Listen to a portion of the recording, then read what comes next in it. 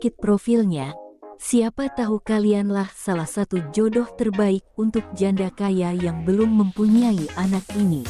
Sebelum lanjut video ini, alangkah baiknya untuk menekan tombol like dan menekan tombol subscribe.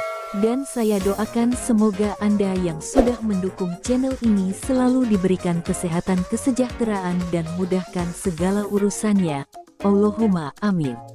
Apabila Anda ingin berkenalan dengan salah satu janda yang sedang mencari jodoh, silahkan tulis kata-kata yang romantis dan sopan di kolom komentar, agar beliau bisa langsung membalas komentar dan langsung berkomunikasi dengan Anda.